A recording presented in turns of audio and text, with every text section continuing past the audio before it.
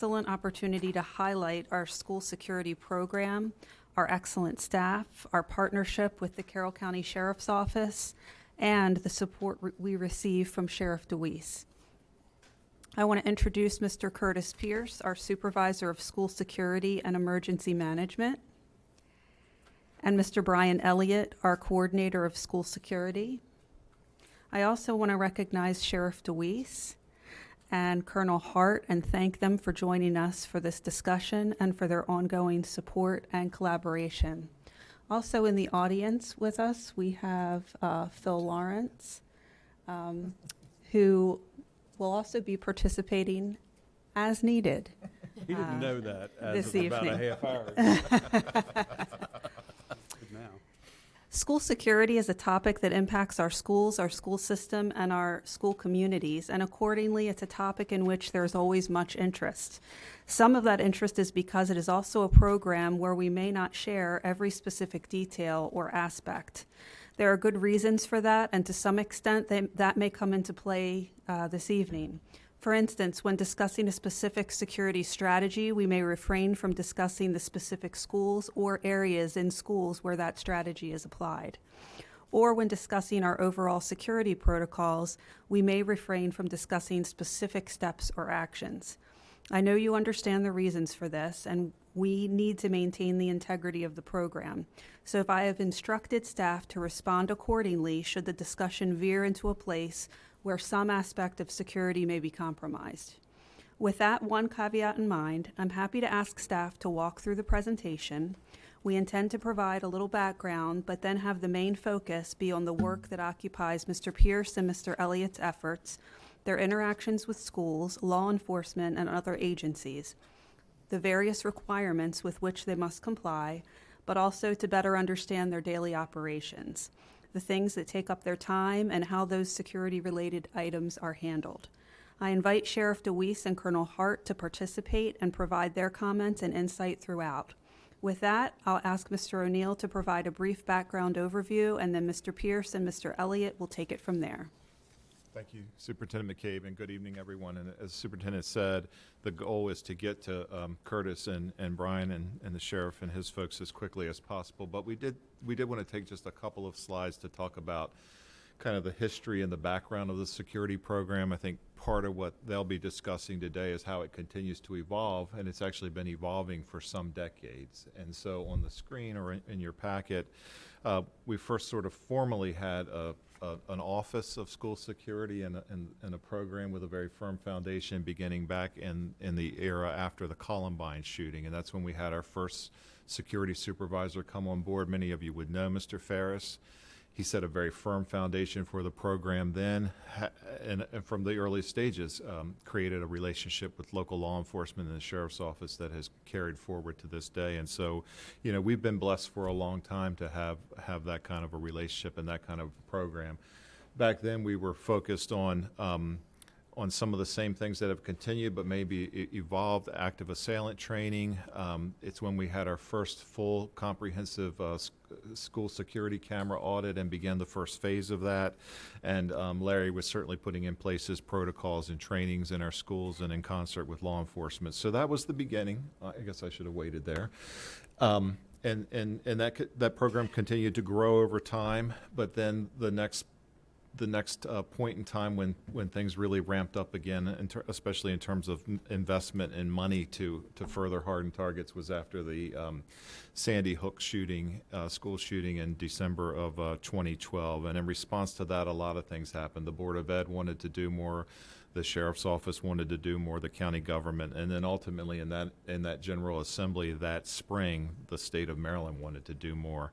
And so we were, the board was confronted with responding to that event, but also learning as that time period moved into the General Assembly that we were going to be confronted with spending over $1 million of combined state, local, and Board of Ed money that was moved within the capital program. Actually $1.5 million, and it broke out to the county commissioners funding $270,000 of that, the Board of Ed funding $270,000 of that, the county funding $325,000 of that, and the state balancing out that 1.4 or 1.5 million. And our reaction was at that time, okay, this is a really good thing, but we want to make sure that we do the right thing with these funds. And the Board of Ed at that time established an initial, at that moment, it was an ad hoc Security Advisory Council. The composition looks similar to what it does now as a permanent Security Council, but that was established, and we determined as a council that we needed to spend this money in a way that was going to make the most sense and last the longest, and we recommended to the board, and they approved at that time, to bring in a company to do a comprehensive school system-wide security or risk assessment. And then we set our priorities going forward from that point in time. And although some things have changed, largely, largely that has continued. Some of the most visible or easily identified things that occurred then, we continued the installation of additional cameras moving into phase 2. A lot of the things, the hardened targets, the locks on the doors, the electronic locks, the system so that they can see you in the office and you ring the buzzer. Pretty frequently we bring adjustments or grant awards for the bi-directional amplifiers or the BDAs, and that's an example of the partnership with the sheriff and his command to make sure that their folks can communicate from within every corner of our schools any day, but especially if there was a situation. And then another thing I know you voted on from time to time is the ballistic laminate that goes on the school windows. And that might be, to Ms. McCabe's point, that's a great example of there's something we do, you know about it, but that's not something we'd want to discuss in too much detail tonight, like what that means or where it exactly is in a building. That's one of those examples. So we continued forward from there until 2018 when there was the shooting at the high school in St. Mary's County at Great Mill. And the next big legislative action and to some extent funding action occurred as a result of that shooting or reaction to it, with the General Assembly passing the Safe to Learn Act. And out of that piece of legislation came the additional partnership with Sheriff DeWeese to implement an SRO program, which is I think for everyone here is nothing but successful and is received accordingly by our community. It increased the training requirements to a great extent, and the frequency of the training especially. It changed the level and the frequency of site assessments. It established the Maryland Center for School Safety, and it did create, at that point for the first time, some ongoing grant program funding from the state construction program. It also increased certainly the volume and the scope, and it was in that, after that, in that time frame, that one of the board's responses was to fund Mr. Elliott's FTE or position at that time, and I know for Curtis and I were very grateful for that. And with that, I will pass this to Mr. Pierce so that he can give you the good details and the interesting parts of the program. All right, thank you, Mr. O'Neill. Good afternoon. So when I put this together, or when we put this together, we sort of where we were, where we are, and then where we would like to get to, or what we're trying to get to as a program. And we work extremely hard on a day-to-day basis to try to make all that happen, to try to support the staff. We have a great partnership with the Sheriff's Office and with all the allied agencies for that matter. So we have the Security Advisory Council, some of which serve on that. It's made up of a great group of individuals from the Sheriff's Office. Major Stem was the chairperson last year. Lieutenant Lawrence serves on it. We have members from emergency management that serve, teachers, administrators, food service. So we meet quarterly, and we really try to focus, and I try to focus on listening what the needs of the school, what they're hearing in the community, what the Sheriff's Office needs, what the SROs need, and then what I think we need to do to continue to move forward with the program. Our three subcommittees that we've developed, parent outreach, audit and accountability, and then training. Those are our three subcommittees that meet periodically. I'm in constant contact with all of them. Again, just listening to what they're saying their needs are. I know one of the things in speaking to Emily is they want a student voice. So The Maryland Center for School Safety developed a student focus group about a year or so ago. That's great, but I wasn't hearing anything. I wasn't hearing what the kids are saying, what our representative from Carroll County was saying. So Brian and I talked about how can we hear what the students are saying or what their concerns are. So we created our own group. Started off initially with just one member from each high school. We want to take that to 2. Sheriff DeWeese's son served on the committee last year. We met once a month for about 3 or 4 months. I think it was a good way to get started. I've let Emily know that I'll be sure that she is a part of that group moving forward this year. But that's something that we really want to make sure we continue to grow. I'm hoping to maybe get into the middle schools as well.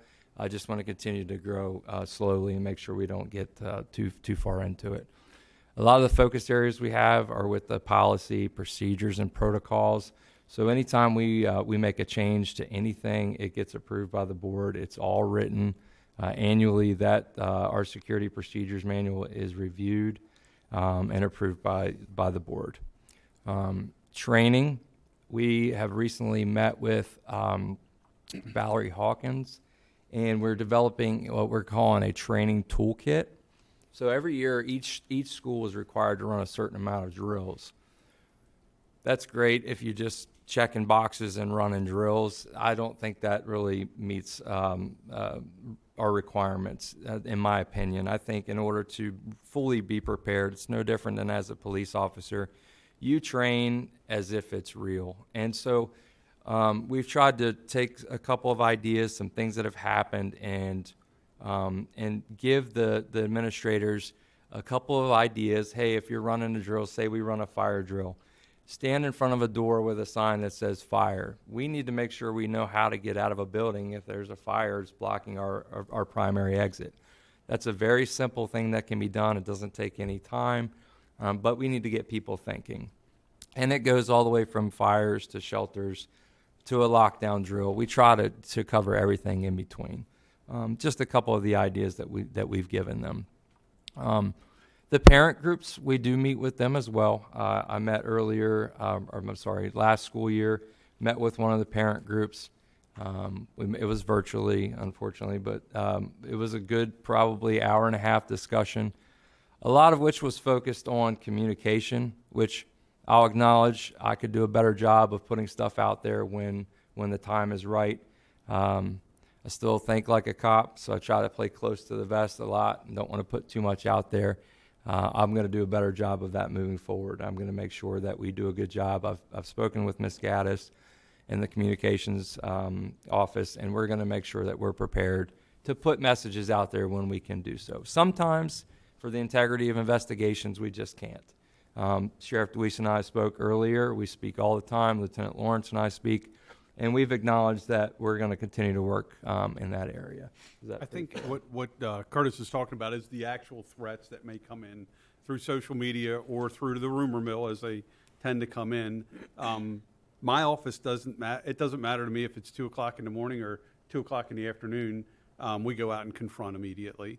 So for Curtis and for the administration, we pretty much know rather quickly the substance of the threat and can alleviate fears. And so once we know that and can communicate with Curtis, then we can get the messaging out to that particular school. And I think because my youngest was a senior last year at Man Valley, I noticed those things coming through towards the tail end of last year. The communication was really good on, hey, we know that there's a threat. The sheriff's office is looking at it. It isn't a threat. School's open tomorrow. Whatever it is, we can get that messaging out quickly, and it'll stop the social media rumor mill. It seems to work out well that way. But make no mistake, when a threat comes in, regardless of how it comes in, my office jumps on it immediately and starts knocking on doors and confronting people. We do not wait for people to show up at school and see if they're going to carry out the threat. We confront immediately.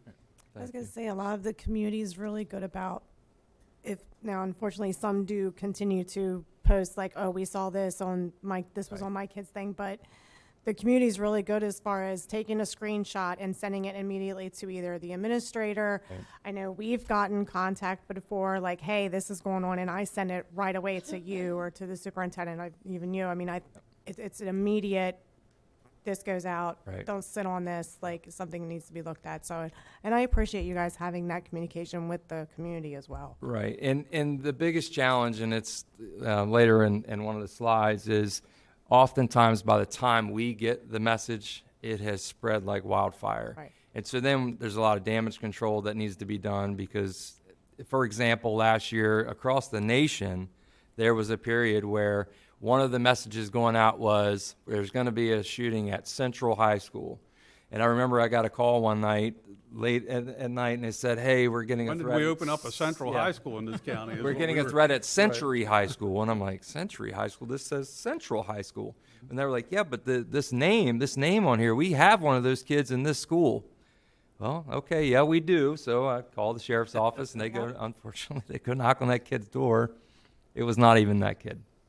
So it's very difficult. It's one of the biggest challenges that we face. But we're prepared for it, and we'll continue to address them as they come in. And I do have a slide on threats here shortly. But Mr. Pierce. Yes, ma'am. People have to understand that you cannot give all the information out. Yeah. And they have to be patient, and they have to understand that. Right.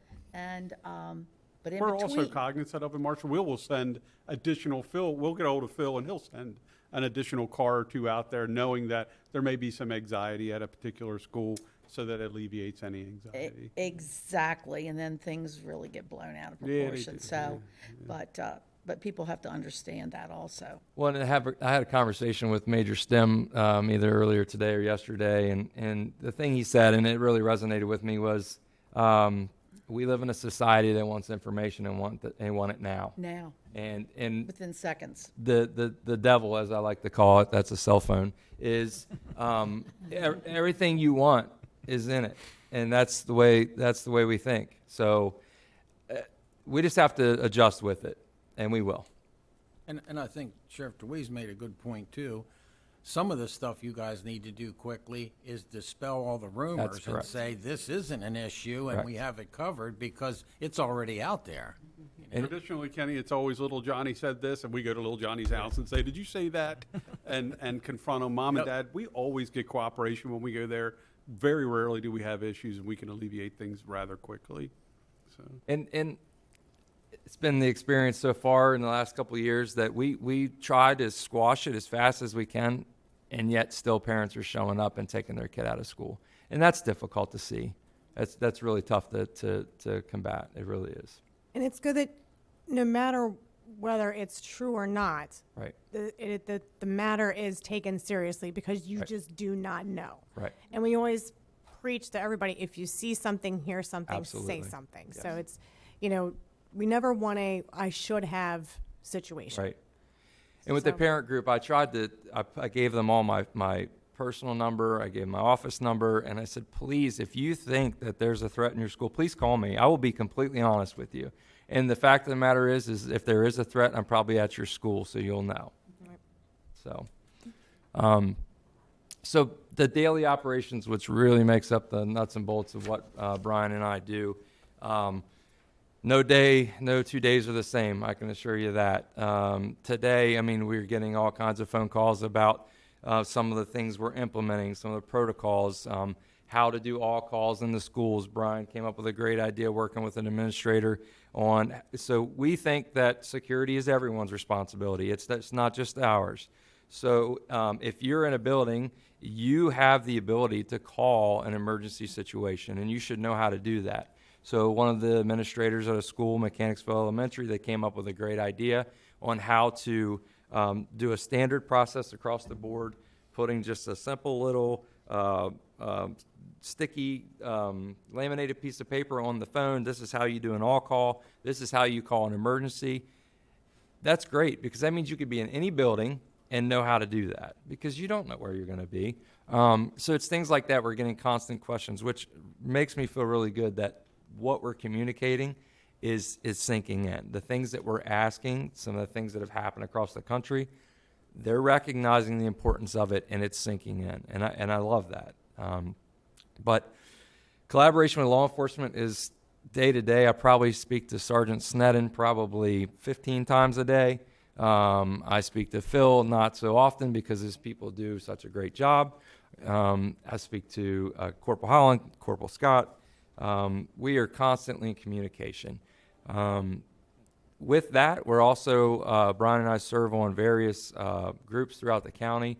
So we serve on groups with emergency management as far as that disaster preparedness, shelter.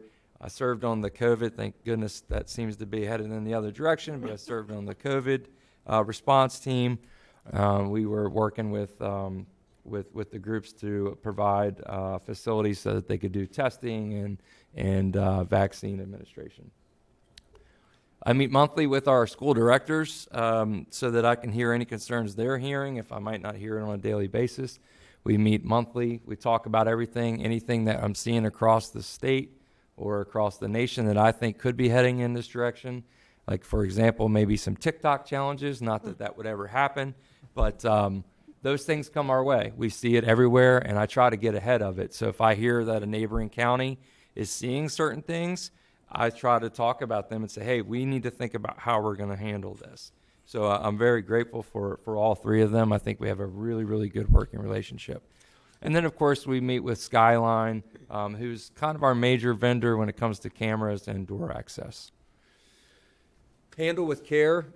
This is more a student services role, but I do get copied. So anytime a child in our system is involved or witnesses anything with law enforcement or something that we consider to be traumatic, they notify us. They send us a form and just say, hey, this student witnessed this last night, or their mom or their dad were incarcerated, or it was a domestic. It can be a variety of things. They notify us. Then we work with staff to make sure that those kids, they're just getting an extra eye, throughout the day to make sure they're okay. We might have support staff pull them in to talk to them, just to say, hey, if you need anything today, just let us know. If you're not feeling like being in class, come on down to the counseling office or wherever they might need to be. Threat management. So we've kind of touched on this a little bit, so I won't go too far. Last year, we had 41 total threats that were investigated, and I like to highlight the word investigated. So these are threats that were either, there was mention of mass violence, threat of mass violence towards an individual, towards a school, or towards oneself. So there could have been a threat to harm themselves. So this means that there was something within the school or something that kind of could have gotten to the school had we not gotten out in front of it. So in these cases, what we would do is, like Sheriff DeWeese said, it could be a Sunday night, it could be a Monday afternoon. We find out about it, make contact with the sergeant or corporal, and have the SRO begin the investigation. If it's something that happens on the weekend or off hours, then we would get patrol, and then patrol would work with their school resource officer to investigate it fully. We then have, if it goes any further, then we would do what's called a threat assessment. And if Mr. Streaker, if you have anything to add to this, sir, please come on up. So that means that it's a full scale. We think this child needs to have a little bit more looked into with school psychologist, school counselor, administrator, myself, Mr. Elliott, or an SRO. We sit down, we go through all the details of what happened, and we talk about what needs to happen, what safety measures can be put in place for that student moving forward to make the school feel safe, to make sure that the staff feel safe, and to make sure that that kid is safe. Does that make sense? I just didn't want to, I know we talked a little bit of it. Yes, ma'am. I was just wondering about the 41 threats investigated. Did you see any trends as far as a certain time of the year? Or I know you mentioned, possible weekend type situations sometimes. So the moment that one happens sort of nationwide, other people piggyback off of it. That's typically what we see. So if there's like the one that was Central High School, I think originated in Arizona, when that one happened, it was crazy. I mean, I was getting images of Snapchat, of TikTok. I don't know all this. So Emily, maybe you can teach me. I don't know. But they were everywhere. They really were. And it was like, it seemed like every school had one. And so it was, no, we've seen this. This isn't legit. we looked into it because it would be, well, my son said he saw this today, or my son said he heard this at the lunchroom today. We were aware, we looked into it, and there was nothing. But usually they kind of piggyback off of each other. Okay. Anything to add to that, anyone? I mean, not all the threats, Dr. Dorsey, are like internal, a student or something like that. They could have been external and a national issue. The FBI, there's a intelligence council for the state of Maryland, will notify us all and say that's going up and down the East Coast, that particular threat, Central High School, a name of a student, and they use kind of a name, Robert Smith or something like that, that maybe there's, 800 Smiths in a system. So they kind of do that. We suffer the same issue from time to time. They will use our office and spoof our number and go onto my website and say, Colonel Hart from the sheriff's office has got a warrant for you. And that will travel its way up and down the East Coast or nationally. So not all threats are students making the threat. They come from an outside source. They may not even be coming from this country. They could be coming from another country.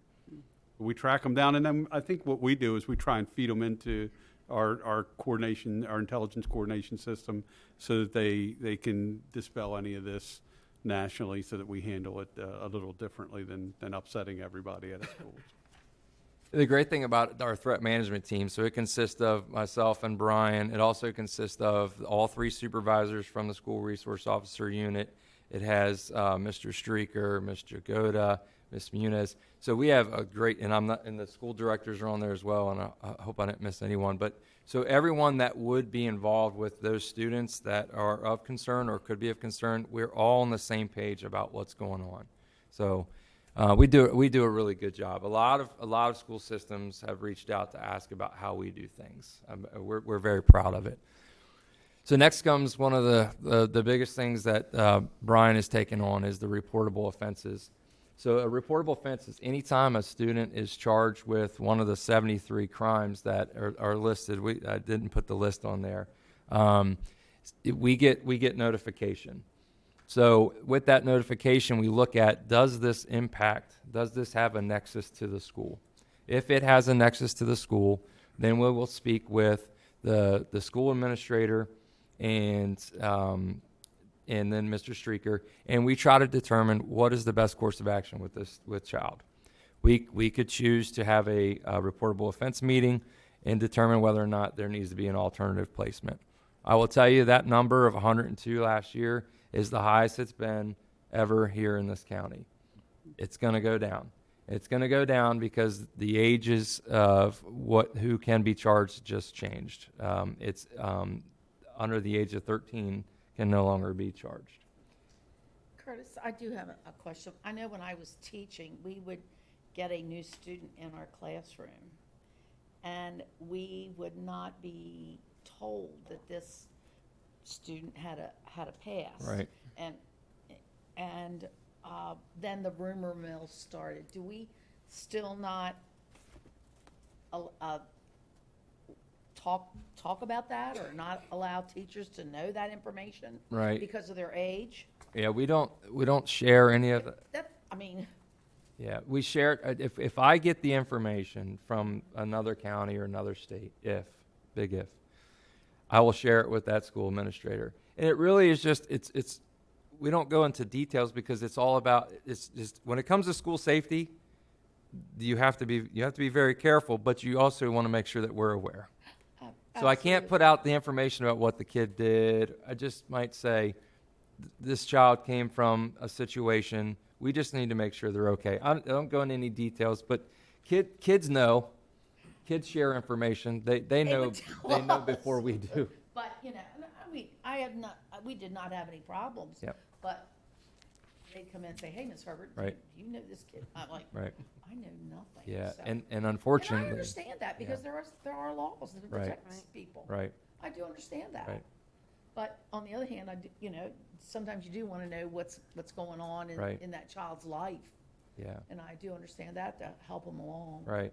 Okay. Yeah, if a child gets charged and it is submitted as a reportable offense, the only folks in the building that are going to know are going to be your principal and your PPW. Okay. I just But Becau- again, this number is going to go way down. So Curtis, do you know how many of the 102 were from students who were younger than age 13, so that we know? I could get that to you later. We do have it broken down by grade. I could tell you later. Okay, just curious how much we should expect that number to go down next So, year. well, and then the other reason. Modestly. I think it goes down modestly. Yeah. Because you're talking about, since they changed the infancy laws, you're talking about taking away elementary school Right. children and probably most middle school aged children. Right. Okay, So, so it's limiting it basically to the high schools. for the most part, or the tail end of middle school. Unless it's a Grade. crime of Of violence, violence, right. they can still be charged if it's a crime of violence. Okay. But the other reason is that it's going to. This is where we're going to see a bigger impact. Is if the charge occurs within the school building, that's no longer considered a reportable offense. So we will know they got charged because it will be handled with school discipline, right? But we have to separate the two. School discipline and criminal charges cannot go hand in Right, hand. right, they're And that's the reason that these laws are getting changed. So we will know that this student was charged because of the school discipline piece. Mr. Streeter, am I making sense with that? But can I just ask, I was thinking when Mrs. Herbert was talking, some of the offenses that happen in a school when a student does transfer, aren't some of those certainly communicated to the next school so that, They again, are. the discipline can be cumulative in nature rather than starting from scratch? I don't want to speak too much on the discipline piece. Sorry, Mr. Streeter.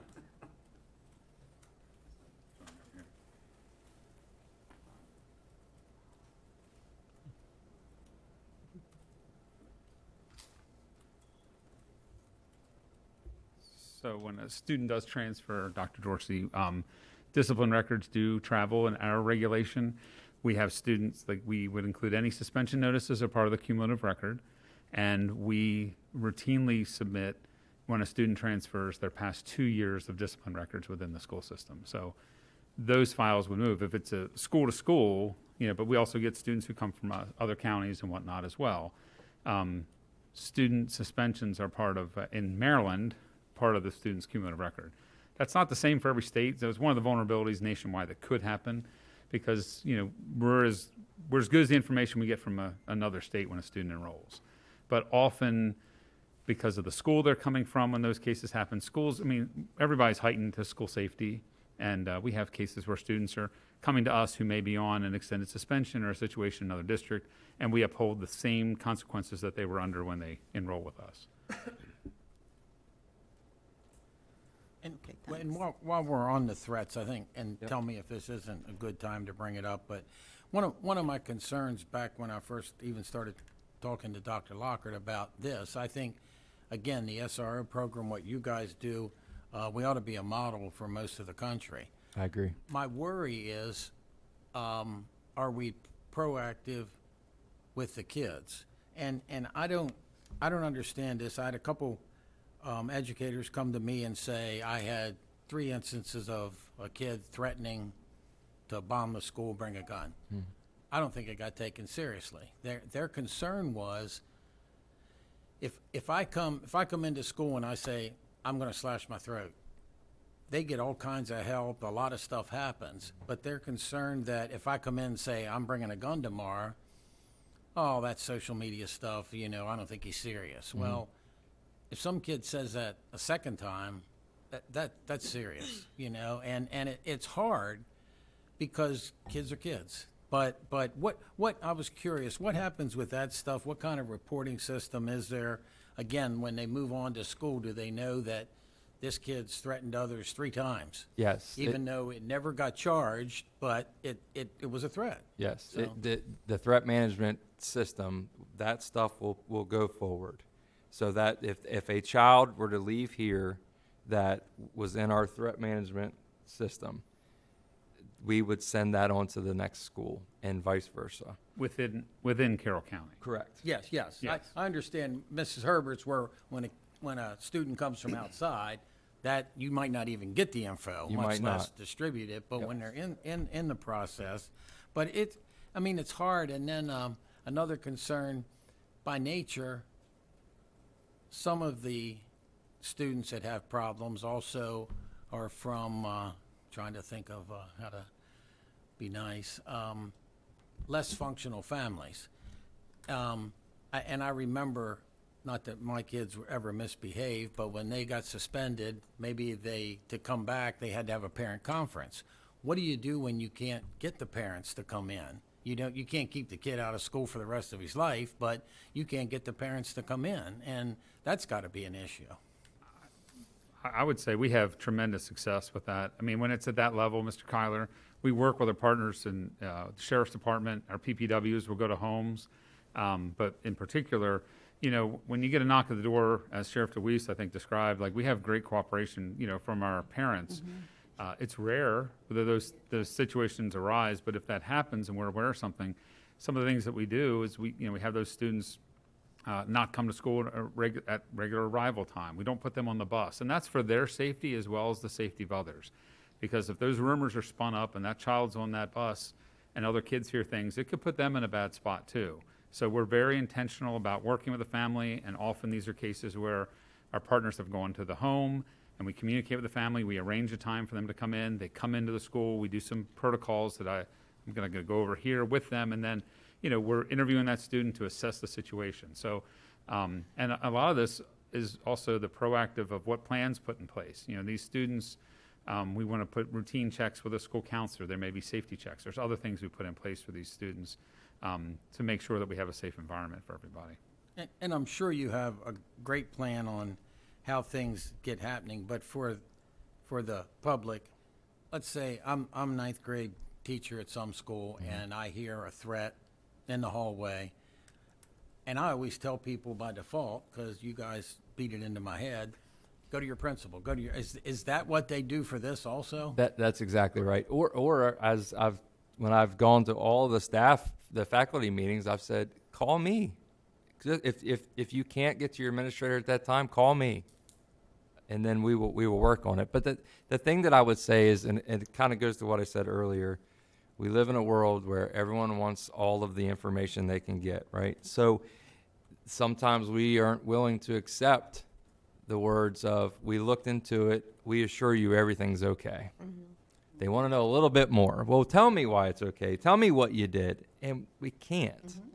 We just can't tell them that, hey, we pulled that student in. We searched that student. We searched their book bag. But you can do it. We do You it. can do all those We things. do You it. just can't put it out to the public. We do it. And let me add that, that's Kenny, it. that the law is on our side when it comes to these types of threats, not only inside the school, because the administrators and folks like Curtis have powers that we don't have inside of the school to make sure that there is no, imminent threat. But the law's on our side externally as well. And we don't just knock on a door and say, heard you were bringing a gun tomorrow, is that what you're doing? No, and then turn around and leave. We will go in and verify that there are no guns in the house, that they are secure if they are, go through gun databases to make sure that someone in the house is a registered gun owner, to the extent where if we've got to serve search warrants, we will, in order to take the weapon out of the house if that's what it is needed in order to make sure the threat doesn't exist. So we don't just knock on a door and walk away. There's extensive stuff that's done, like Curtis said, that we don't just throw out there to the public on each individual case, but I assure you that it's being done appropriately. Yeah, I don't want you knocking on my door. And I know your kids. I know your kids, and they were bad in school. So. Thank you. Last question, at least for now. Okay. The other thing I think people worry about, nobody wants more cases. Nobody wants more threats. Nobody wants whatever. And the concern is that we're not afraid to document every one that happens and follow it up just to keep our numbers low. We want to make our numbers low by being proactive. Absolutely. Absolutely. Yeah. Right. And that's what I wanted to follow up with, was I wanted to understand how consistent do we think we are with how this is applied throughout the county, right? Like, you don't want any of the administrators to have, this is not something that you have discretionary levels on. It's that, no, No. if this happens, it is reported and it follows these processes. 100%. 100%. And the reason that I'm very confident in that number is because anytime they generate a case number that's related to a threat, it goes into our e-form system. So I simply go in, I run a quick little report. I see the data come up. That's how I knew what that number was.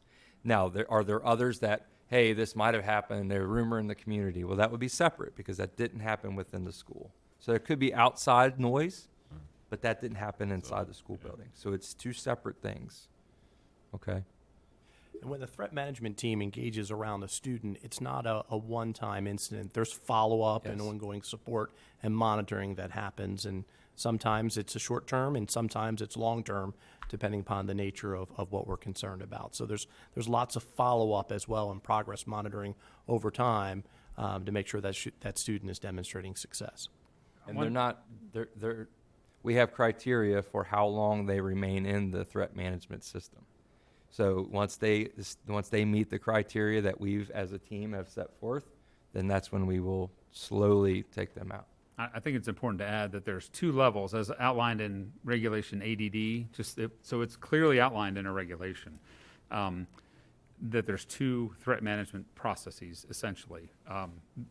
Once we've identified the threat and resolved, made sure everybody's safe, there's the central office threat management team that Mr. Pierce described. At each school, there's also a threat management team at each school level.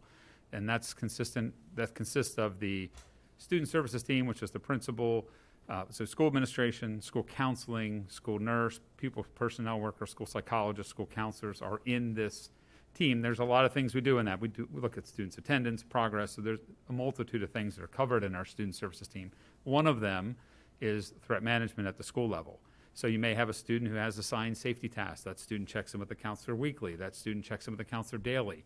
There's all kinds of different things. And as Mr. Shockney described, as the students are making progress and doing well, and we're seeing that growth, we may change from a daily check-in with the counselor to a weekly check-in with the counselor. And our job, similar to an IEP at some level, is to show with support, as we fade support, the student is still successful and things are going well. We have outlined what you need to do for that student to be dismissed from active threat management. So we want to see that that student's grades, academics are successful, they're not having continued behavioral challenges, and that a minimum of 60 school days of attendance, that they're present for those 60 school days is one of those markers that we built into that. So that happens at the school level, and then the central office threat management are those cases that are of a higher level, and we're coordinating with the schools and making sure that things are in place on those cases. So there's a two-tier system in place. And Curtis, of those 102 reportable offenses, do we have a feel for how many of those are repeat offenses by a particular student, or are those 102 individual students? A lot of repeat. A lot of repeats. A lot of repeat students in there. Is it like 2 on average, 3 on average? Do you have any How idea? many times a student repeats a crime? I would say that there's probably about 15 students that are in there 2 or more times. Okay. That's a guess. Please don't hold me to it. I can let you know afterwards. I can look it up. Okay, so the number of individuals that we're talking about is maybe in the 50 range. Maybe a little higher. This is 102 total charges that met the criteria that came to us. Okay. The same child could have been charged with 8 different assaults, and that's probably inaccurate for at least 1 or more of the offenses. Now, as for a threat, if one student sees something on social media, it's after school hours, who do you recommend they go to? Because I think a lot of that communication does start with educating the students on where to go. So I think it's based off of comfort level. If that student felt comfortable going to the administrator, I think that would be ideal. But obviously your mom, your dad, any adult that you trust, they could reach out to me. There's a tip line that I'm going to put on at the end here that is, as soon as that tip is entered, I get the tip, Brian gets the tip, the sheriff's office gets the tip, the school directors get the tip, and then usually that follows with a quick phone call. Hey, did you see the tip? So put it on there, and then you can remain anonymous. Okay, perfect. Thank you. Yes, ma'am. Can I just clarify? I think one important thing that you mentioned was after school hours, and that's one of the challenges we have. Because if it's after school hours, we don't expect our school-based administrators, although they're on their email all the time, they might not be. So if somebody has that level of concern, it's really important to either put it into the tip line, call a sheriff's office, if it's that level of concern.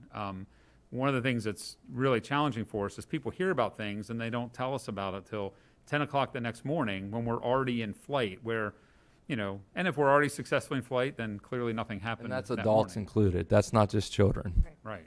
So just to throw, as public or people watching, I think it's important that, those after hours, there are mechanisms in place that will get, somebody's awake getting it. So there's always somebody awake in the sheriff's office getting that ding, for sure. And that's very important that we know about it early.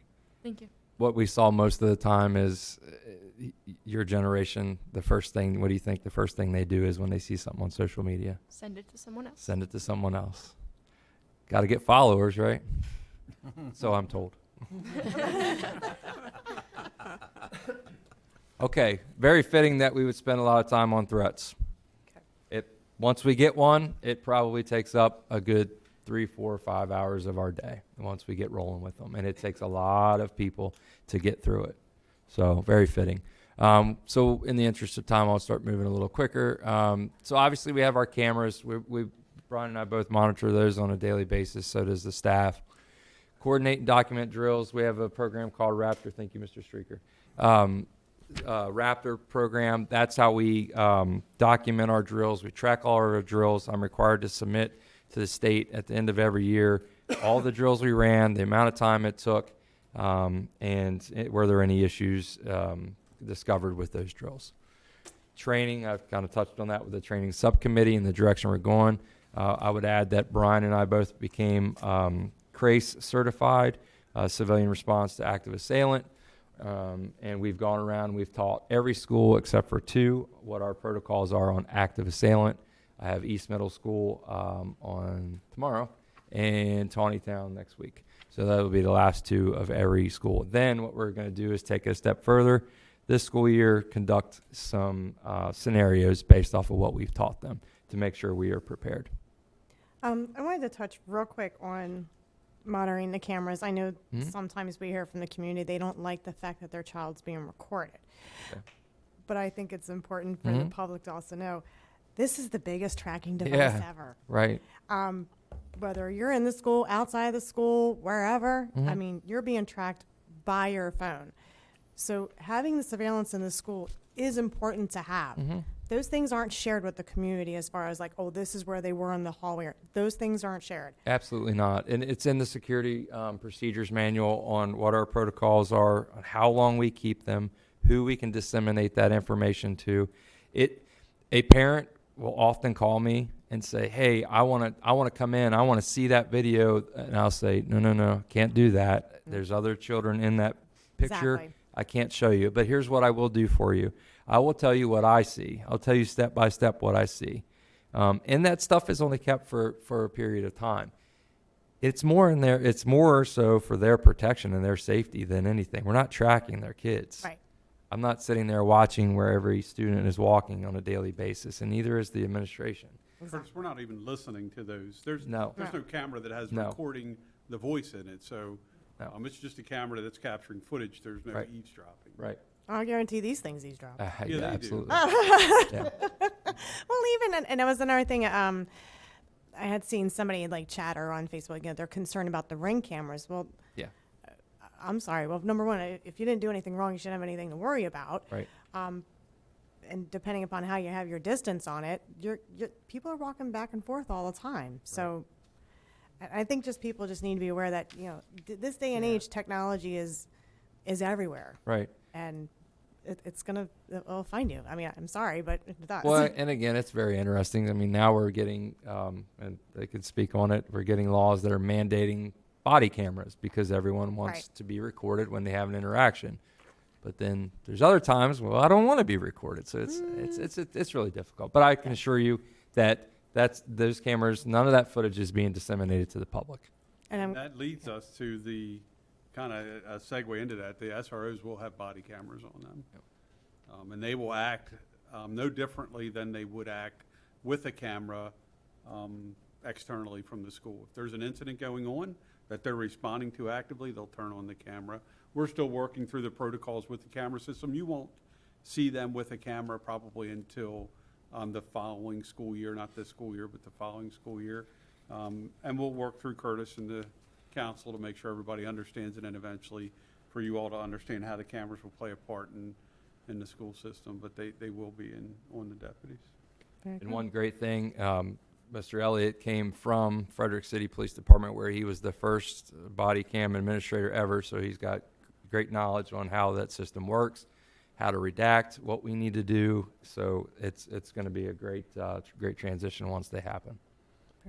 Thank you. Okay, so I've already talked about drills and what's mandated, tracked and Raptor. Standard response protocol, we have purchased a lot of posters. As you guys walk through the schools, you'll see them. They'll have a purple circle that it says hold, and then there's secure and lockdown. Those posters are everywhere. We're getting ready to buy a bunch more. A lot of the schools are asking for them to put in their classrooms. That is everything that we go by in the event of an emergency. That is the guidance that we use based off the I Love You Guys Foundation. We have Stop the Bleed kits. We purchased many of those several years ago, and then we bought about, I think, 100 more last year. We're going to continue to buy those. Teachers want them in their classrooms. I think that's a great thing. We're going to continue to buy them as money becomes available. This goes back to Sandy Hook, where they said, had there been Stop the Bleed kits or an ability to control bleeding, approximately 40 to 50% more of those kids would have survived. So this is where that program came from. We're going around teaching the nurses. The school nursing program demonstrates how to put a tourniquet on to all of the staff. We get a leg out there, let them practice it, teach them how to pack wounds. So we try to be as prepared as possible.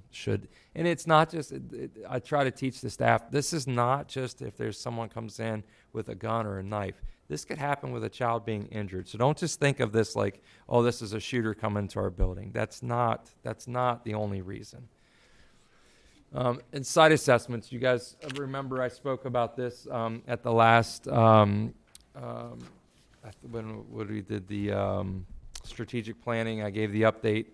We finally got the application up and running. I'm so grateful for Amy Whitson, who built this from scratch. She did a phenomenal job. About 22 of our schools have completed the assessment. Brian, this summer, went around to every single building and touched every single exterior door in our entire system.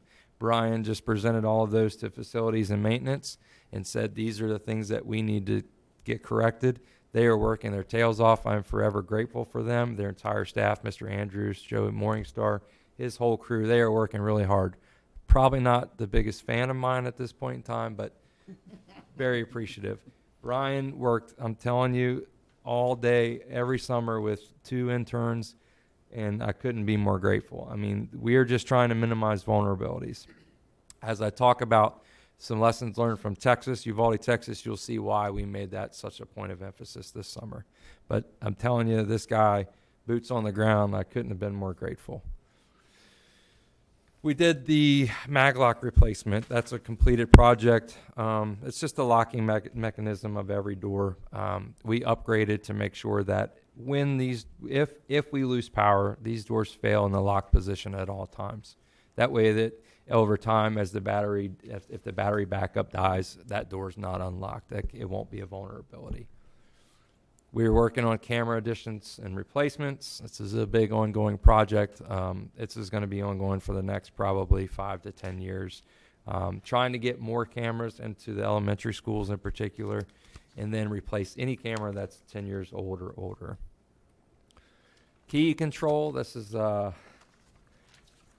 to be the death of me probably.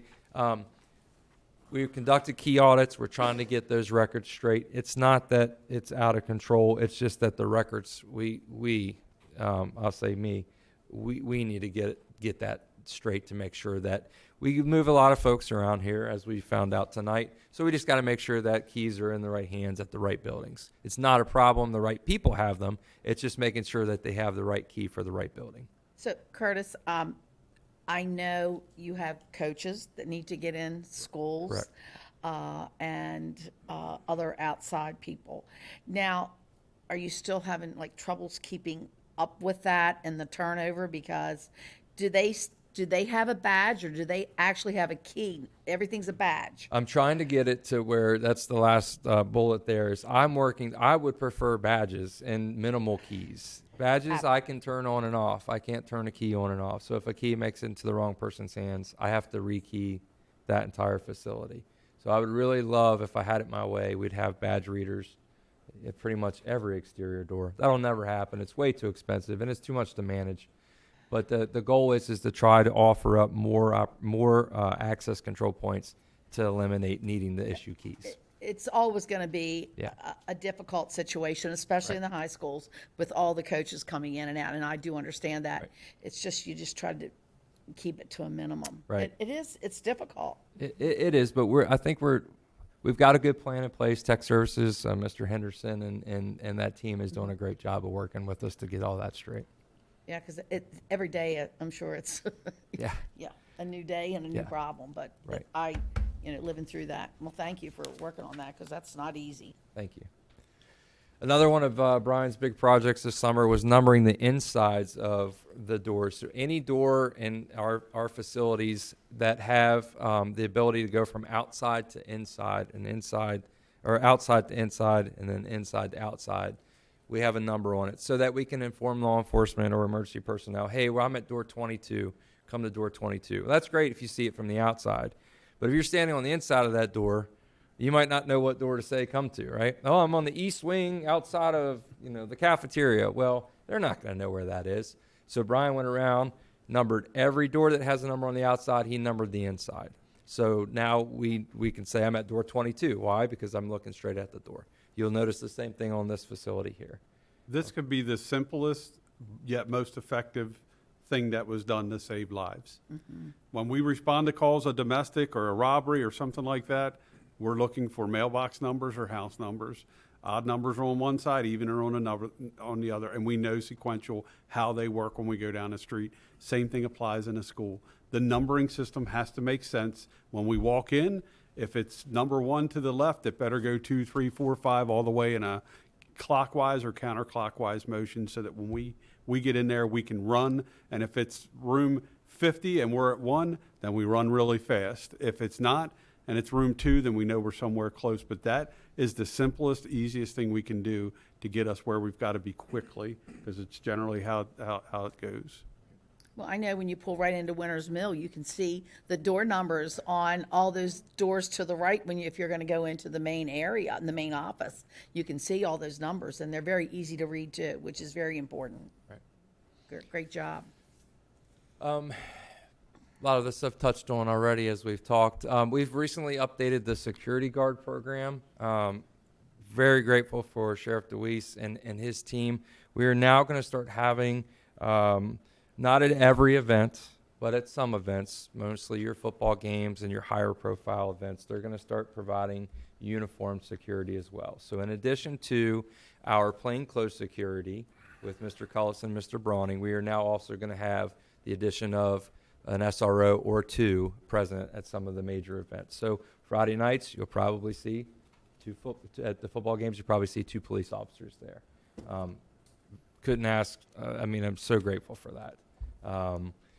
Hey, on that, Yes, sir. and neither one of them are listening right now, I'm sure, but they're here from a lot of us. They were so worried at first you were trying to replace them. Right. But they're very necessary and very functional, No and you doubt. supplement each other. No doubt. I spoke to Mr. Cullison this morning, and in the beginning, you're right. I believe he thought, Oh, he worries. who is this guy that's trying to come in and get rid of me? And I assure you that was not my intention. You policemen and ex-policemen tend to We worry. don't get along. That's not, I worked with Ron for a number of years, and Dave works for me. So, and that was one of the questions that came up. With the amount of events that take place, I don't have the staff to cover something like that. But having a wife that has coached at Manchester Valley since it opened, we know what events would require, and so does the ADs and the principals and administration at those schools, what will require more support at a particular event. Westminster Manchester Valley playoff game was the best basketball boys game, was the best 2 mediocre teams I've ever watched play a basketball game. It was packed and it was tense, And they were both mediocre teams, but boy, it was a really fun game to watch. My son played on the team, and he would say the same thing. But we knew that there was going to be Yep. the two rival schools, and it was a lot of fun. But there were issues afterwards that I think that we probably should have stepped it up a little bit more. And I think with this agreement, we will stop some of that It's a nonsense from positive happening. thing. It's a very positive, and I assure you, Mr. Collison said those exact words to me this morning, that he agrees. We're He just syncing it up. Yeah. We didn't used to have SROs, Right. now we do. We're syncing Yep. it up, and we're reuniforming. Yes. Is that a word? Yes. We're getting them new uniforms. And they for the really year. appreciate Yeah. that. Yeah. Yeah, Mr. Collison has done a really fine job, and he's a North Carroll graduate. We'll hold that against them, right? There you go. I had to put that plug in. Sorry, but And a wrestler, I think his kids were wrestlers. So another, this is a huge undertaking that we're doing. Every police officer in this county has what we call a rescuer card. So they don't have a badge like all of us do to get into buildings, right? But what they do is they have a rescuer card, which means that in the event of an emergency, they can go up and swipe in just like any of us can. So if there's something that's happening in that building and we need to get them to get in there fast, they can go to any access point door, which is labeled by an A, by the way, and swipe, and they will be able to get into our buildings. that's good to know. We is. are going through. Brian is going through. Mr. Henderson, and it's a lot. We're finding that we need to make some corrections, but by knock on wood, by the start of this school year, 90% or more every one of them should have a badge in their hand. They mostly do now. It's just making sure that the names match up, right? Yeah, because sitting outside waiting to get in is not helping. Not an Yeah. option. Not an option. No. Not an option. That's fantastic.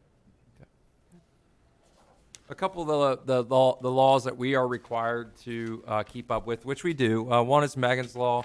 This is pertaining to sex offenders and making sure that we know when a sex offender moves within a certain proximity or moves away from certain proximity of a school. We created an email address that is entered into their system. We get an automatic notification sent to the building administrator anytime that happens. I set the parameters within, I believe, a half a mile.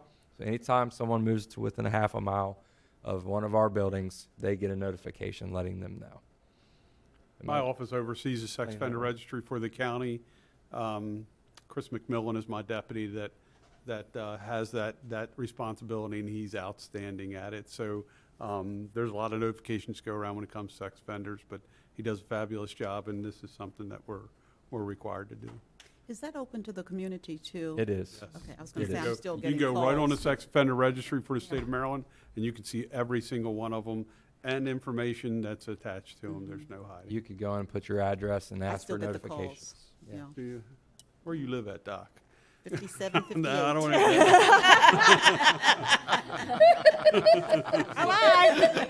I know, I was checking you. I think I know.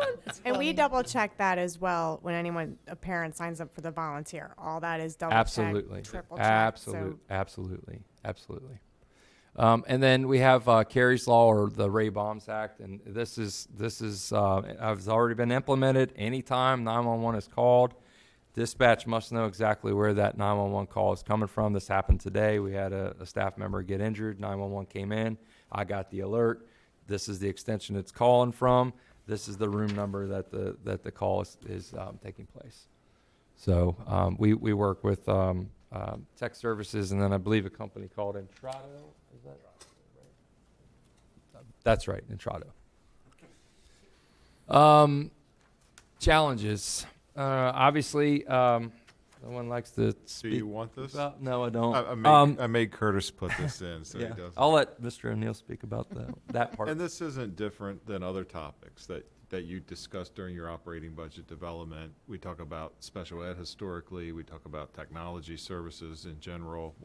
We talk about facilities maintenance, which is an area.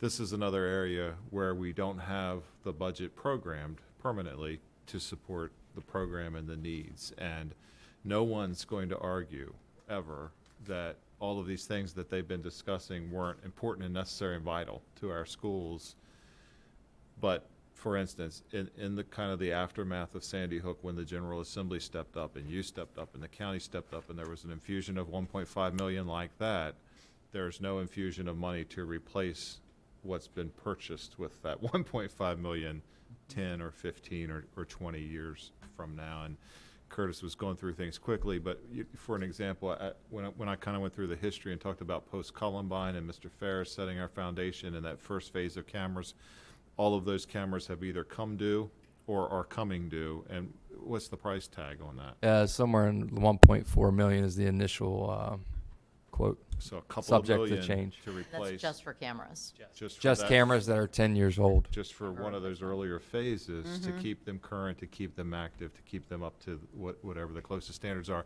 And that, we don't need to rehash out, but that's important not just for the reasons we talked about and for investigations of simple things like vandalism too, not just the worst things, but in the worst possible scenarios, the police, the local sheriff, I think the state police can patch in to our cameras Right, and they through, can through MView, through and they can see MCAT. what's happening in the building. So we need that, but we've never been programmed to maintain that. And so the way we've been doing it, there's some ongoing grant money. We try to maximize as much of that as we can, and you approve those items in time as they come. And a couple of years ago, and it's been a few years, but it's probably something you'll be looking at in a future year, you supplemented your facilities infrastructure account and your security infrastructure account with fund balance transfers when you were in a place where you could do that. Presently, that's our only. That's the only way we can make those kinds of things happen. So those would be the hardening of target things like cameras, mag locks, those physical things. The operating budget, I don't believe, has increased in the 13 years I've been here. So when I got here, Larry hadn't retired yet. I think that operating budget, other than adjustments for inflation for salaries and things like that, is the same. So, they buy the things we need, and we work with, Mr. Hartlove and now Mr. Burke to figure out, okay, how do we make those things be paid for at the end of the year? This is just another example of that, and I wanted to take the moment to share that as we're here now talking about it. And John, I don't think we want to lose sight of that, right? At the end of every budget cycle, we're always saying, okay, now as we're looking to cheer everything up, you're looking to replace cars in the fleet that are ancient and another requiring all example. kinds of repairs. Yeah. So I think that we want to make sure that we have a running idea of what our, the fact that we've got a $1.4 million need for camera replacements coming up. We want a placeholder for that when we have our end of year budget discussions. And by the way, it was there, but I'm not sure if we highlighted on an earlier slide. That's one of the functions we use your Security Advisory Council for, to set those priorities of, with the capital money we have, what are we going to try to pick off first or in what order? So they play a vital role in that. So I told Curtis we wanted to touch on this, and he was like, but I'm sharing all the good things that people want to hear. Can you do that one when that bullet comes up? I said I will. And Curtis, That's exactly how that conversation went. Yes. talking about budgets, and I know I'm jumping one, but staffing, you two can only, continue to do this with everyone else in this room right now. So what are you looking for down the road on how many more people that would be able to help your little twosome out? What are you looking for? Because we need to know that. Oh, wow. And you need to, you need to make plans. It's very important. Safety is the most important thing we do here. We've got to make sure our children get here safe, they're safe during school, and they get home safely. Right. So you are only two people Right. with close to 25,000 kids plus over 3,000 employees. Right. So thinking down the road, what are your ideas on your staffing? Hadn't really thought about that, about a number. Right. I can tell you that a friend of mine in a county very close to us, he has about 5 people that work with him. I wouldn't quite think of that many, but okay. No, I'm teasing. What's the number? But I'm looking down the road. We need to incorporate this in our budget Yeah. in the future, because this is important. And with the use of what we're using with the cameras and the internet and all that, everything changes so quickly. You two cannot continue to do what you're doing at a fast pace and keep up with everything. Thank you for So, but that. you need to really, in all honesty, you really need to think down the future of how much staffing you really need. Right. Yeah, I think And, that's and it. I think people don't like hearing it, but I think it's true. This administration for Carroll County Public Schools has been lean. Yes, it has And been. because of that, and you mentioned it tonight, you work with tech services, you work with IT, you don't have staff that does all that, but Right. hopefully you guys all work together Yeah. to make sure the priorities We, get we, met. we, And we do a lot with very little. And we have some very talented people that do it. That's the difference. And my partner that I was talking about, he has his own camera guy. So he doesn't have to worry about watching cameras. If something happens in a school, he says, hey, this happened at Winters Mill High School. I need you to go in and find the video and archive that video and then upload it, send it to the sheriff's office for their investigation. Done. He has his own guy that monitors access control. There's Training, training. And I yeah. do understand that, and I will be one of those first people on this Board of Education, and we've all said, no more people in this building, we need it, out in the classrooms. But safety is important, very. I appreciate those questions, and they're out in the schools every day. I know. Absolutely. But I would also say, the SRO program has been a big assist, and they're not our We employees. couldn't they're do it without sheriffs, all this help. That's what makes Carroll County great. So We that- all work together that with all our helped. partnerships. but that truly helped. We've never really had this conversation, but sort of a technical person, someone to assist with training or else free them up would be wonderful. But our number one priority is going to be making sure Mr. Brian. Elliott's permanent, Yeah. because he's one of the positions that you. That's what forward I was funded. rolling into, Yep, but so that- you knew what I was. I was going- getting You there. know where I was going, but still. I'm gonna tell you better do that quick because I need a. Oh, I do. I need a camera guy. I got these cameras coming. Well, on, so you I was rolling to that point because thank you. you can't do it all by yourself, I Curtis. can't. You I can't. did it for several months, and Yes. I pulled all of my hair I out. was gonna say you lost all your hair, but no, Both of them. sincerely, I mean that. And That I was the thought it was in segue I this was going to. presentation, but maybe my memory's bad, or maybe it's the next page. But talking about changing mindsets and priorities, you've created a command center? Yeah, Is that it's- what you it- call it? yep, That's in here? I'm sorry. Then I'll wait. I need to learn patience. Nope, there it is. Yep, it's coming. Okay, I'll wait. Well, you actually read this before you came. That's awesome. And I can't believe I talked this long. I can't either. This is insane. Yeah, the social media stuff we've covered. Staffing, I think we just covered. Changing them the mindsets, that is everyone across the board. And I think that, gosh, we would love to live in a world there's no violence and think that, no, this would never happen in any of our schools. But we have to stop thinking that way, because it could happen anywhere. It could happen tonight when I go to the grocery store. It could happen at the movie theater. And that's what I try to teach the staff. Right in here now. When we teach them about active assailant stuff, we everything we talk about, we say, look, this is your everyday life. This is not just in a school. This could apply to, and I always joke and I say, I'm going to stress you out so much today, you're going to go to the liquor store and buy a bottle of wine. And then later on, I show them a video of an incident that happens at a liquor store. But so it could happen. happens. It could happen anywhere, honestly. It really can. And I don't want people to live in fear. I don't live in fear. But we need to be more aware of what's going on. The other thing to add there is, and I think it's just human nature, probably we're all guilty, but immediately after an incident, then everyone's very interested in security and very interested in remembering our protocols and what's in it. And then as time goes away and there's not another incident, although now it seems like there's always another incident, then it's easy to get a little comfortable or a little lazy and want to prop that door or do that thing. And so creating that culture where, like he's describing, where you always have to think this. You can't just assume Right. that now it's a safe time. That's hard for everybody by their nature, but they spend a lot of time trying to get all of us, including me, to remember that and think that way at all times. I was gonna say, I think a lot of times right after there has been an incident somewhere in the nation, a lot we hear is time to get metal detectors. Right. But the first thing that crosses my mind is, oh, so you want children to line up outside Yeah. as they're entering a building, and Right. they now are at risk because they're lined up outside. So I get the idea behind it, but again, it's like, you gotta think all different scenarios, directions, Yeah. the what ifs. And as a parent, I mean, I think the worst of everything right away. Like, what's the worst that could happen? Well, and the first thing how to that I would prevent this. argue with that is the metal detector's great, and that's assuming that the kid came in through the front door. Right. Right. If you have a kid that goes to a back door and opens the door for that student, or you have someone that's propped open a door, then Yep. they're able to walk in. Yep. There's of course there's other things that are out there, but then that requires staffing, that requires training, and it just goes on and on and on. And it's just, I mean, we see it across the country.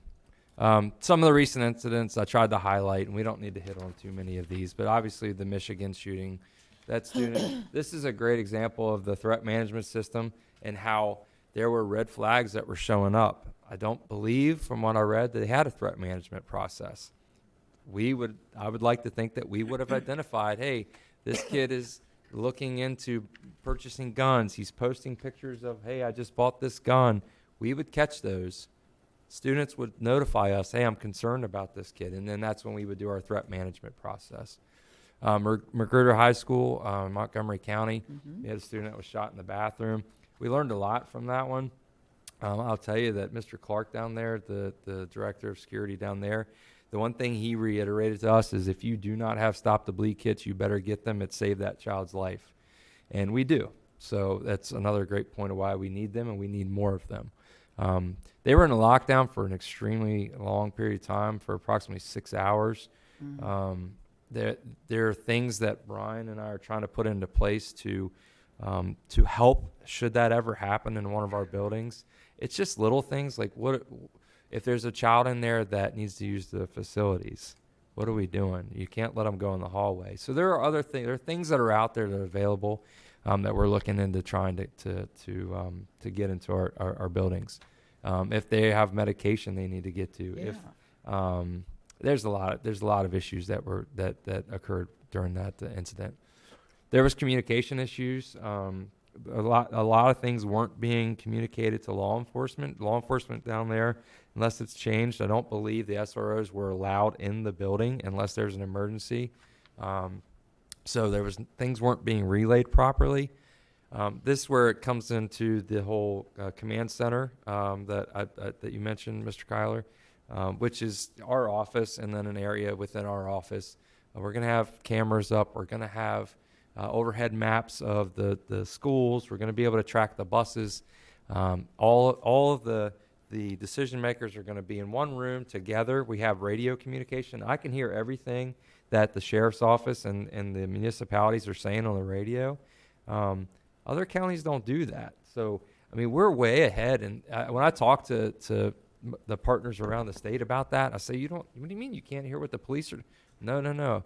We have that. We can listen. Yeah. We know if something's happening outside of a school building, and I can immediately call them and say, go into a secure. There's a bank robber in the area. They're chasing him towards your school, right?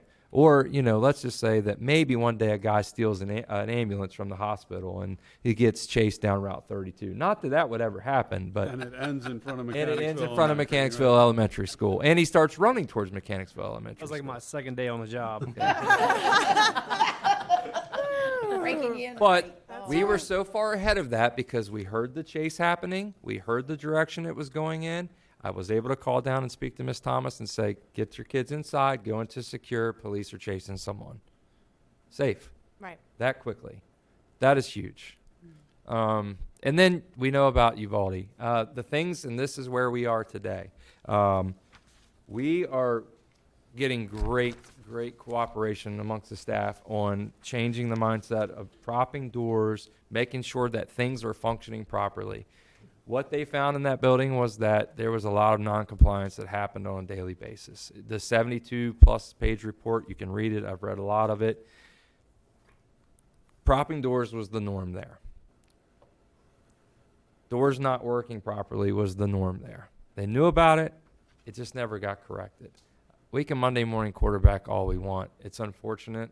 We need to learn from that here in this system. We need to learn from that. And that's one of the reasons that we went around this summer and we touched every exterior door handle. We made sure every door opened and shut properly. And if it doesn't, we're getting it corrected, or we're going to work to get it corrected. We're making sure that we have badge access where we need it, and so that a child and staff can get into a building quickly. as quick as possible. We're also working on rally points. Should they need to get out of a building, get out fast and go here. We have all of those things in place. And then that's where the command center comes into place. So the way that it's going to work, and we have a meeting coming up on the 21st, I believe, of September. We're all getting together. We're going to talk about the way that it's going to look.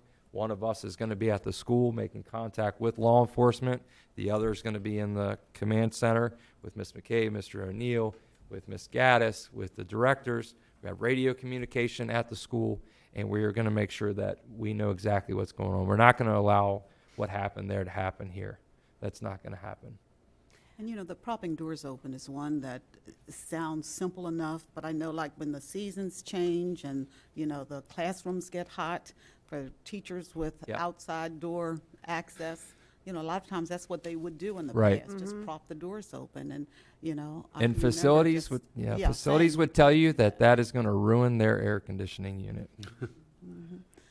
Well, again, they felt we didn't have control of our air conditioning Yeah. system, but that's another Yeah.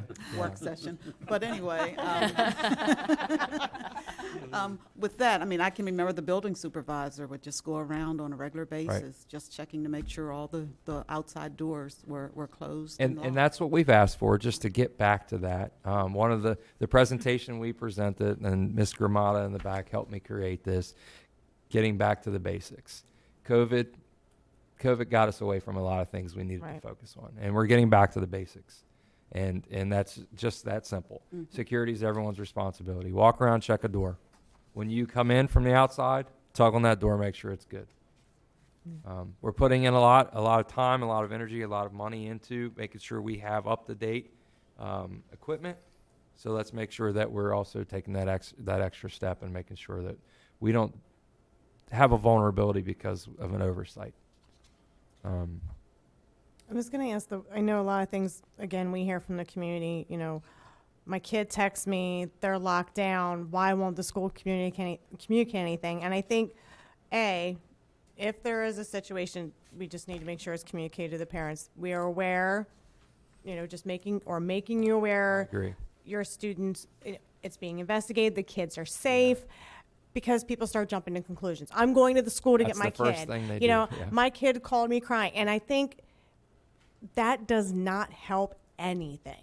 It doesn't help any of the situations at all. Well, and I would say that in 2 years since I've been here, we've had 0 lockdowns. Right.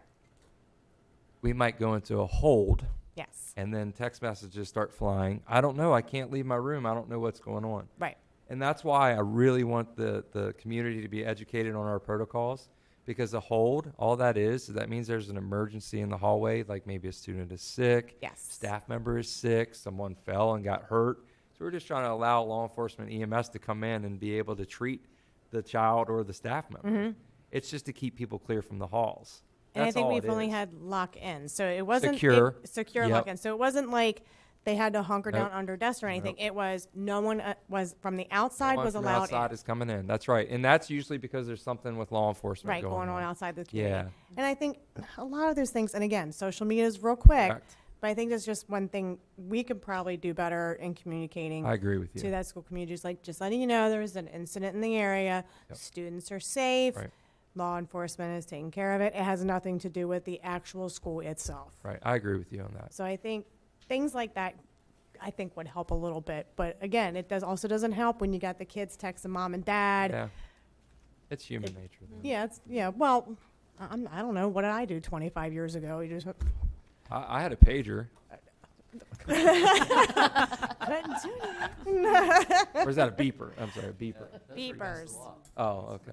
It was back in the day. Yeah, you couldn't have them in high schools 25 years ago. Oh. I would get suspended. I wasn't in high school 25 years.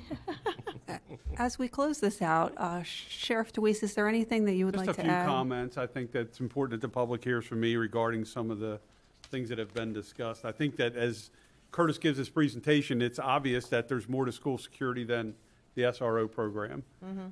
It takes an awful lot of people in these schools following policies and procedures, and it can be as simple as checking a door or challenging someone that is in the building that you know shouldn't be in the building that could stop an incident from taking place. It requires everybody in the school. My office looks at school security, and I think Marcia touched on it, from the time that kid walks out their front door to the time they actually walk back in their front door and everywhere in between.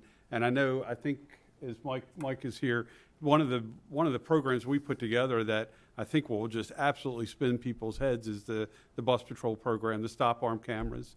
In the last school year, which, Mike, correct me if I'm wrong, that's the first year it was completely up and running without COVID, and it was running at full capacity. We issued 5,000, just under 5,000 citations for that program. That's a lot. That's a lot. And so, but it's important that we create an environment from the second they leave their house till the second they get home. And bus safety is one of those things we're very vigilant with, and that program is working very well as far as I can see. School security is looked at holistically. The council is the reason that it's looked at holistically. It's important that you have guys and girls that are in the schools that are turning the keys and checking the doors, and the maintenance folks that are there. They are the boots on the grounds that see all this, and it's important that all the stakeholders are involved, and the council provides for that. Each school itself is different, except for Winters Mill and Century. We know that they're pretty much the same, but each school is different. They need to be looked at differently for security and when a crisis takes place. But securing doors and challenging visitors as a practice is universal. It doesn't matter what school you're in, and it could save lives. In regards to the SRO program, it works in this county. It works well. The reason it does is because we have the right people in the SRO program. They're supported by the community, they're supported by the schools, and they're supported by all of you folks. And I have the right people in each school, and they are truly a part of the school community there, and they play an important role. But for the deputies, they have to understand what their role in each school is. And I think between my staff, Lieutenant Lawrence oversees that program for me, Sergeant Snedden, the two corporals, all the deputies, we talk about this all the time. This is not something that we just talk about, hey, school is starting, what are the SROs doing? How are we going to deal with school security? How are we dealing with the buses? These are things that we talk about on a regular basis with Curtis and with the deputies assigned to that program. The training that they go to, everything that they do is geared towards making sure that they are a valuable part of what takes place in each school. But I'm also aware that Curtis talks a little bit about the incident in Texas and what happened down there, and there was a lot of issues there, no doubt. And one of the reasons I think parents now jump to run into the schools is because they did that in Texas. And they were probably right to try and penetrate what was going on there and grab their kids. And it's something that we simply never want to see. Make no mistake, our deputies are valuable parts of the school system and each individual school. And in a lot of cases, they're pretty popular in the schools. There's no questioning that. And they could run for homecoming king or queen or student body president and probably win. But that's not what they're there for. They are there to make sure that the facility is safe, and if there is an incident, that they are efficient and effective in stopping it. And I assure you that they will put their lives on the line every single time to make sure that the students and the staff in that school are safe. If there is an incident, at any point, we pray to God that there isn't. And we've looked at Curtis and my staff, Colonel Hart. We've studied these incidents throughout the country, and we're not naive to think that it can happen here.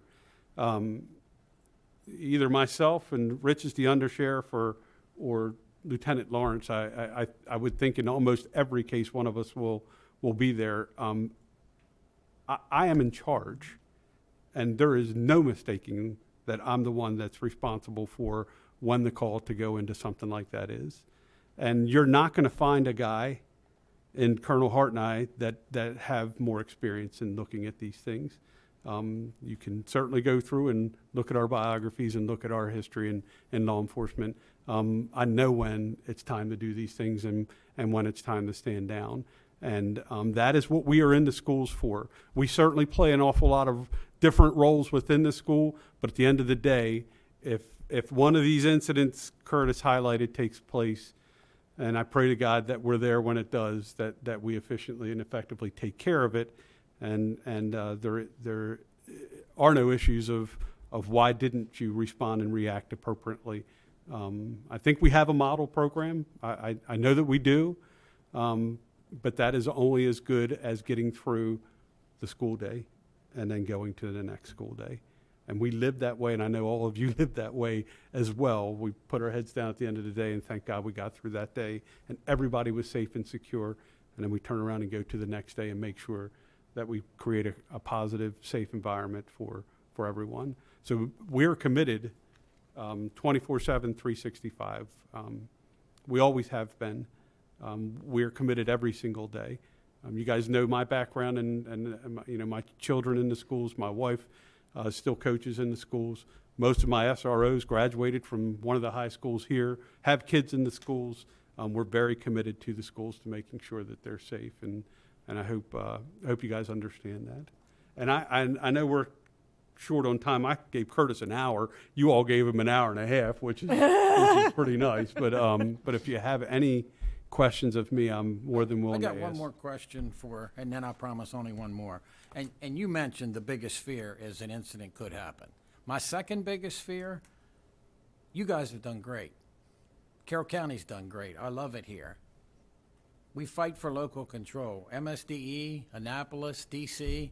How do we get them not do something unreasonable that ties So I your think what hands? you're That's what probably worries talking me. about is whether we can go in and out of the schools. Yeah, or any or, regulation. you know. I mean, they wanted you guys not to be able to carry weapons. They've wanted so much stupid stuff. And we've talked about that, and Cindy and I haven't had great discussions about this because she just came on board. But the Steve prior to that, we've had those discussions, and fortunately, I think that when it comes to these sort of functions, local control is given to the local Board of Education and superintendent of schools. And I won't be as bold as to say as if you all voted to kick me out, that I would still show back up the next day and challenge you to remove me. I don't think that's ever going to be an issue, because I think that as long as we are all working together and other jurisdictions are dealing with their issues, I don't see that ever as being a problem with. My deputies are expected to be in this uniform, wear bulletproof vests, have a handgun, all the tools that they need to do the job, because if something does happen, that's what they're there for. There's a lot of other things that they do, but that's their job, and they should be someone that you rally and run to, and they're easily identified to do that. So the uniform, the kicking them out of school and you're not allowed in school, whether it's Magruder High or whatever, I don't ever foresee that being an issue here, and if it was, I think we would all stand against Fight it. But Right. but I don't see that being an issue. I think you guys have got total control. And we appreciate everything that your department has done, that you have done. Our school system, I think, is better for it, and the partnerships that we have with you guys. Yeah, I think Marcia said it really well earlier. He said it's one of the things that makes Carroll County such a great place to live, and the cooperation from your entire department, Sheriff DeWeese, and our school system is just outstanding, and we are the better for it. So thank you for everything that you do for our It's an honor, kids. really, to be able to work in the schools and do it. And I would be remiss, and I know Kenny's going to go over and take over a Board of Commissioners seat, and the commissioners fund this program. They did it before any state money was going to become available, and they do it every year. And I went to them for pay raises. They give me pay raises for my deputies. They don't tell me you've got to downsize SRO in order to take care of that. They get it, and they understand, and they recognize that the number one responsibility of government is the safety of its people from Within schools 24 on hours down. of Texas, you and them were up in things. We were up in things, yeah. We made sure that there was a presence at the elementary schools and all the schools, so people understood that. And I fielded calls like Curtis did, like all of you did, when it came to people feeling like, oh my gosh, what can we do? And And I gotta ensure make sure the public understands that we talk about this constantly. Constantly. This is not something that we talk about after an incident takes place somewhere in the country. These things are constantly on our minds, and we're constantly evolving when it comes to security in the schools. But it's more than just the guys and girls in the uniform. In fact, it's probably a lot more than just the guys and girls in the uniform. It is the people that are in those schools every day, security-minded, doing the basic functions that will save lives, that'll minimize when something, pray to God, does happen. And again, you're right, it does take everyone, and again, we can't minimize certainly what you all have done and continue to do, and we do thank you. And, you know, I just am reminded of my principal days, because I know during this week, you know, schools have been getting together with their safety teams, and they've been sharing the safety plans with the rest of the school members. And I know that the drills are going to be kicking in once the students come in. So you're right, it really does take all of us to work together.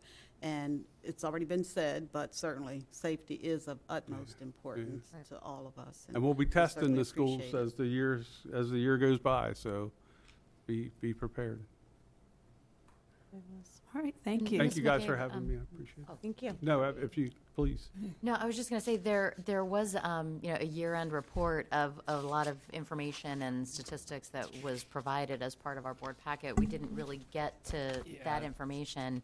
I did actually have a bunch of questions, but I think that this would feed well into the strategic plan discussion that we're going to have in October. I think this is all kind of related to Pillar 4, and I would love to have the opportunity to discuss that as part of that discussion, if that's Yes, okay. yes. None of us thought Curtis was going to talk that much.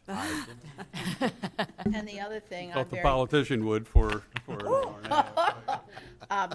we've got to make sure that we take care of Brian and get him on the payroll officially. I mean, and as I said, I am the biggest one that kept on saying, no more people, but I don't know what you all have to do, Ms. McCabe, but you need to reorganize something so that he is a member of the team, because Curtis can't do all this by himself. I will tell you that, because he has no more hair to lose.